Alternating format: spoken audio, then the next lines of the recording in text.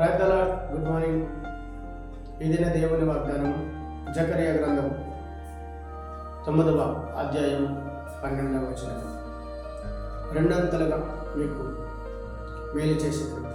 అవును, దేవునికి ప్రియమైన దాని సమయంలో యువతీకాల సమయంలో ప్రభువైన యేసుక్రీస్తు వారు పరిశుద్ధాత్మ దేవునిగా ఆత్మానుసారంగా మీతో మాట్లాడుతున్నారు.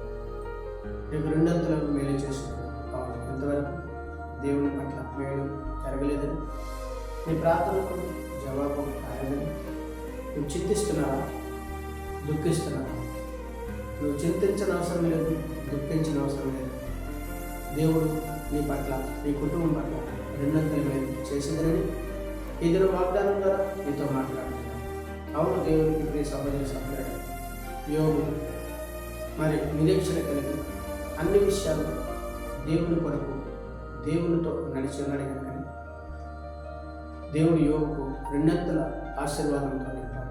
అలాగను ఇదిను దేవుని సన్నిధికి దూరం అవ్వకుండా దేవుని వెంబడించగలిగితే, దేవుని వాక్యానుసారంగా జీవించగలిగితే, దేవుని నామను బట్టి ప్రార్థించగలిగితే దేవుడు నీ పట్ల, నీ కుటుంబం పట్ల రెండంతల మేలు చేసేదనండి ఈ దినము వాగ్దానం ద్వారా దేవుడు నీతో మాట్లాడుతున్నాడు. ఆమేన్. ప్రార్థన చేద్దాం. సకల ఆశీర్వచనములకు కారణములైన యేసు ప్రభువా, మీ ఘనమైన నామానికి స్తుతులు స్తోత్రాలు సుందరమైన నామాలు అర్పణలు.